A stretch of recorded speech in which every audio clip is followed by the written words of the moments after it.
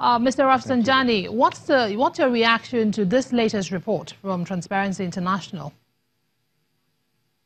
Yeah, well, as you know, we actually released this report this morning, because CISLAC is the Transparency International chapter in Nigeria, and we released this report this morning to the public, showing that the 2018 Corruption Perception Index Nigeria had not actually improved in any way. The score, which is the most important, remains 27%, which is not really a good score. And then equally, Nigeria, of course, in terms of the ranking, had moved to 144. But what is more important here is the scoring, which has not changed. So which means that corruption in Nigeria has not actually changed.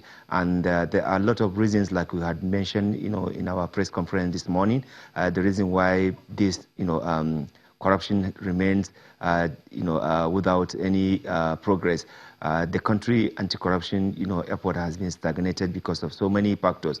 And we have recommended in the previous year some measures to be taken by government to ensure that, the fight against corruption succeed. Unfortunately, those recommendations were ignored, and therefore the 2018 Corruption Perception Index continue to reflect that reality of non-compliance, with some anti-corruption measures.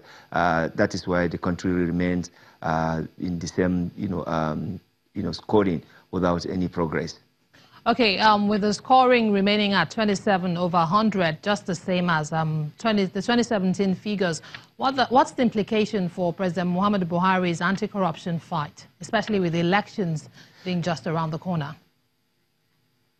The implication is that the government needs to do more to ensure that the commitment made both at the level of open government partnership and then at the level of the conference that the president of Nigeria had, attended in 2016, where he made commitment to certain, anti-corruption measures, need to be fulfilled and need to be complied with. For example, one of the reasons why corruption continues to remain pervasive in this country is because of the fraud and, corruption in contract. The government, had been advised by CISLAC last year that there's need to integrate, and constitute a Council of Public Procurement. But the government has not been able to do that, and we have noticed a lot of corruption associated with how contracts are awarded in this country. Secondly, one of the reasons why you find corruption also pervasive in this country is because of this, security board, whereby the security board is more than 500 times the money that is meant for even police. So you can imagine some people collecting money without oversight, without auditing, spending this money for their personal use. Therefore, corruption remains, a big problem as long as you will not deal with issues of security board, which is not being used to, deal with any security. The third thing, the atmosphere in which the journalists and the media is being prosecuted and intimidated is also giving, a bad signal for the country.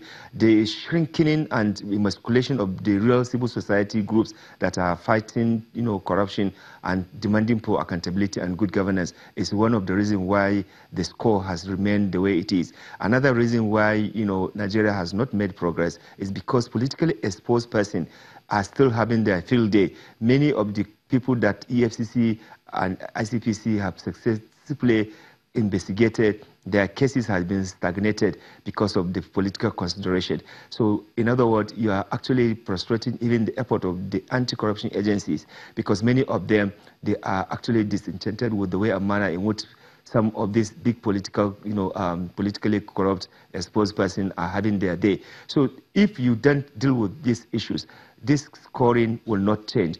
And there are certain, appointments that the government is supposed to do.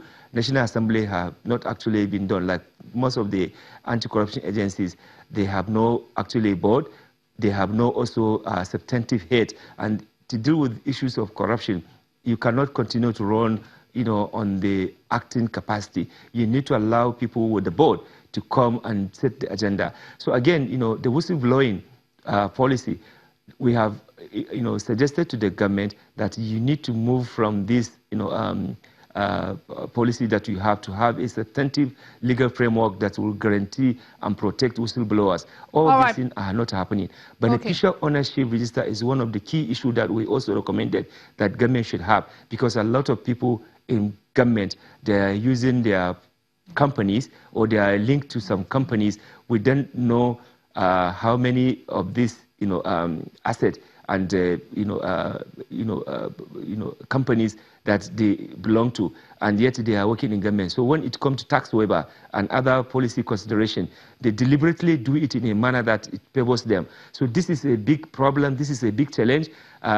If you have beneficial ownership register, we will know who have stolen this country asset. We will be able to stop them, and we will be able to prosecute them when they are found, in the act. But all this, if government is not able to do that and continue to respect freedom of information, continue to give space for civil society and media to operate independently without harassment or intimidation, there's no way the rating would change. So there's need, beyond just pronouncement that you want to fight corruption, to put policy, legislation, and practice in place to ensure that the fight against corruption is real, is not, sloganeering. It is not just done to deceive the people.